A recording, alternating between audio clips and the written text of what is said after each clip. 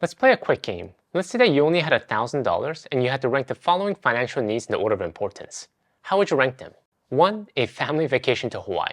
2. Your son's after-school fee. And 3. Food for your family to survive. If you have to rank them in the order of importance, like most people, you would have ranked food the most important, your son's after-school fee second, and a family vacation to Hawaii last. Or, I hope so. Hi, if you're new to the channel, my name is Tay from Financial Tortoise, where we learn to grow our wealth slow and steady. The reason many of us would rank in this order is because even though we know paying for our son's after-school fee is important, we know that food comes first for our family survival, and definitely more important than a vacation trip to Hawaii. As humans, we have basic needs and wants, and there's a general unspoken order of priority that guides our decision making. You've probably heard of one of its more famous ones, the Maslow's hierarchy of needs. Psychologist Abraham Maslow believed that every single individual has a hierarchy of needs that broadly cuts across 5 tiers: physiological needs, safety needs, love and belongingness need, esteem need, and self-actualization needs. This is usually depicted in hierarchy levels on a pyramid, starting from physiological needs on the bottom and then to self-actualization needs at the top. The general idea of this framework is that higher needs will only begin to emerge when we as humans believe we have sufficiently satisfied our more important needs at the bottom. In other words, it is only after we've eaten that we can decide whether we want a vacation in Hawaii or not. This theory guides different aspects of our lives as humans, and we can also apply to the world of investment as well. Investments are made for a wide range of needs. One could be for saving for one's retirement, which can be many decades away. Another could be saving to buy a house in 5 to 10 years. Or one could be saving for a new laptop, which could be a couple months away. So in today's video, we're going to review the 5 levels of a hierarchy of investment needs, so you can use it as a framework to help you prioritize your money based on the stage of life you find yourself in.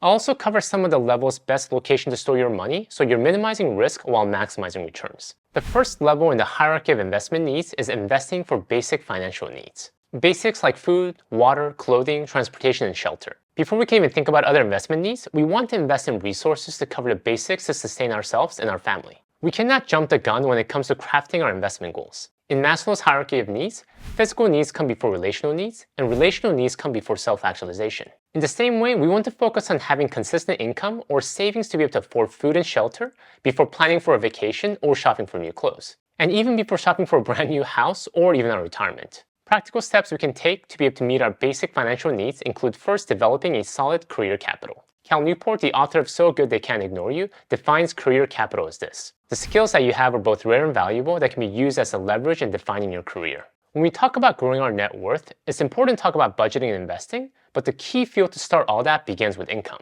If you have low income, it's really hard to move up the hierarchy of investment needs towards your other financial goals and growing your net worth. You can only cut so much from your budget. And if you don't have a decent amount of capital you can invest into the market, it doesn't matter how much returns you get on your investment. A 100% return on $10 will only be $10. Therefore, you want to have solid income, and that starts with solid career capital, something you can offer to the market in return for high income and salary. Once we have a healthy, consistent income, we want to learn the basics of budgeting so we can learn the crucial skill of managing our expenses. Operating a household finances without a budget is like having a big hole in your purse or wallet. You will always wonder where your money went. And I would also include having a healthy level of emergency fund in this level as well. Emergency funds are there for unplanned and unexpected life events: losing your job, a car repair, or a medical emergency. Without it, our grandiose plan to save for our future goals or invest will always get derailed. Something will always come up that will require us to funnel money from other areas of our budget. Or worse yet, we can even go into credit card debt because we don't have the financial cushion. If you don't have one yet, I strongly urge you to build up at least 3 to 6 months of expenses. If you're more conservative like my wife and I would even recommend 12 months of expenses. The best place to park money to meet your basic financial needs as well as emergency fund is a simple checking or savings account. The key word here is liquid. You want to be able to easily and quickly access this money without any penalties. Earning interest is not a priority here. Having it accessible is. Hopefully we don't stay at this level too long, but if we're currently here, know that you're building a strong base foundation for the next levels in your hierarchy of investment needs. The second level in the hierarchy of investment needs is insurance. Once you have your basic financial needs met, meaning you have enough cash flow to take care of your family, good expense management habits, and you have a well-funded emergency fund to handle life's emergencies, we want to start looking at protecting ourselves through good insurance. I believe the 4 must-have insurance we can't live without are the following: homeowner insurance, auto insurance, health insurance, and term life insurance. Now, why is insurance important, and why do I think it belongs in the hierarchy of investment needs? When you look at world champion level sports teams, it isn't just their offense that wins the game. World champion teams have a strong defense in addition to strong offense. Just look at soccer. What's the point if your star striker scored 6 goals when your weak defense just gave away 7? Your team lost because you're only focused on scoring and not on defending your goal. Think of spending money on good insurance as investment in strong defense. A study published in the American Journal of Public Health found that close to 67% of bankruptcies in the United States are due to medical issues. Serious diseases or injuries easily result in hundreds of thousands of dollars in medical bills. When we don't invest in adequate insurance like health insurance, these bills can easily wipe out our savings and retirement accounts, college education funds, and home equity. Also imagine if you didn't invest in a quality homeowner insurance prior to a natural disaster or wiping out your home. According to a study released by CoreLogic, a property research organization, in 2021, about 1 in 10 homes were impacted by natural disasters. Over 14.5 million homes, totaling nearly $57 billion in property damage. If we don't invest in good insurance to protect us, all our hard work towards building our financial wealth can easily be wiped out with a single health issue or a single wildfire. The bottom line is that while good financial habits like budgeting, saving, and investing will grow our wealth, investing in insurance will protect our wealth. The third level in the hierarchy of investment needs is short-term investment goals. I would say short-term goals are those goals that we want to meet between just a few months to less than 36 months. Think of saving up for a vacation, planning for holiday gifts, or that new dishwasher that you've been eyeing. Or it could even be paying off high-interest debt like student loans.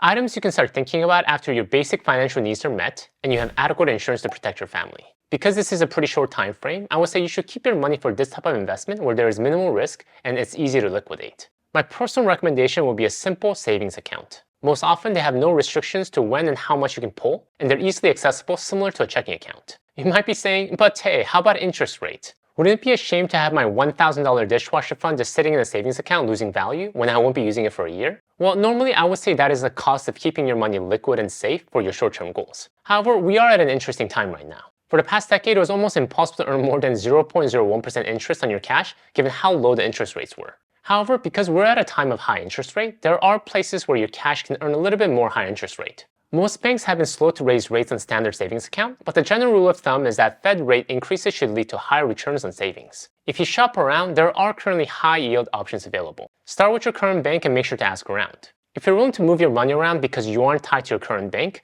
banks like Capital One and Goldman Sachs Markets are offering a 3% in annual percentage yield. A year ago, you would have been hard-pressed to find an account with even 1/10 that interest rate. The bottom line is once your financial goals are met and you're adequately covered with good insurance, you'll start to feel more comfortable investing to reach your short-term goals. The fourth level in the hierarchy of investment needs is medium-term investment goals. I would say medium-term investment goals are goals that are greater than 3 years but less than 10. Some common goals are saving up for a house down payment, kids' college tuition fund, or a new car. Think of large purchases that come around once every 5 to 10 years. To be honest, this is probably one of the hardest levels to save up for. It's a weird in-between place. Goals that are not decades away like retirement, but also aren't coming up within this year. The amount is large enough to make you feel uncomfortable holding it in your checking or savings account, but you also feel a bit scared about putting it in the market given all the volatility. And there's a lot of debate as to where the best place to park your money for these medium-term investment goals is. Let me share with you a few popular ones so you can make your own decision. One is a savings account. I know a lot of people push back on this, but savings accounts shouldn't be overlooked as a viable option, especially if you want flexibility in order to achieve your goal. As I mentioned earlier, there are now savings accounts with decent interest rates. So if you can find one and you're really risk averse because you don't want to risk losing your home down payment, a simple savings account is a good option. Second is a CD, short for Certificate of Deposit. CDs often provide a slightly higher interest rate than savings account, but there are two potential downsides to consider. The first is the fact that you might be penalized if you withdraw the money early. The second is that if interest rates continue to rise, it may not be long before you're able to get better interest rate with a savings account than from whichever CD you bought today. But if you play it right, you can get better returns than a simple savings account. And the money is also well protected, no chance of losing its value like an investment. The third option is to invest in a low-cost broad market index fund in a regular taxable account. To be honest, this feels a bit risky to me. Unless you know for sure that you're saving and investing for a goal that is at least 10 years out, I feel like this is the riskiest option when it comes to medium-term investment goals. It's very important to understand that risk and returns go hand in hand when it comes to stock market. The higher the expected return, the higher the expected risk. So make sure to consider this in your decision making.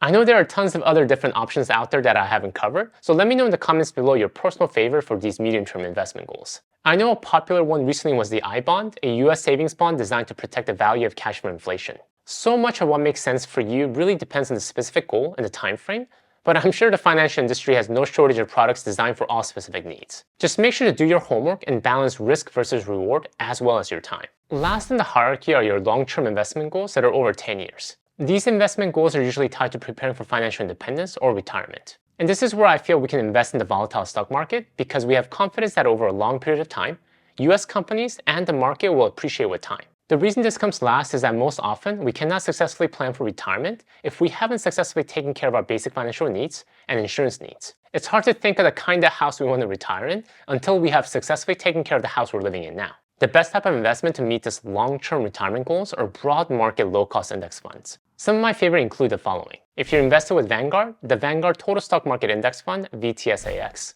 The Vanguard 500 Index Fund, VFIAX. If you're invested with Fidelity, the Fidelity Total Market Index Fund, FSKAX. The Fidelity 500 Index Fund, FXAIX. And if you're invested with Charles Schwab, Schwab S&P 500 Index Fund, SWPPX. Schwab Total Stock Market Index Fund, SWTSX. All these funds are variations of the total market or the S&P 500 index, and all excellent equity funds to hold as your core wealth building tool. In summary, a good way to look at the hierarchy of investment goals is in terms of risk. In the short term, you want to take very little risk because you need your money to retain its purchasing power as well as being accessible. However, as you move up the hierarchy of investment needs, you have the ability to take risk based on your individual risk appetite. Use this as a tool and a framework to guide how you deploy and invest your money in relation to your needs. Thank you guys for watching. If you'd like to learn more about the optimal order of investing your money, check out my video here. Until next time, all the best.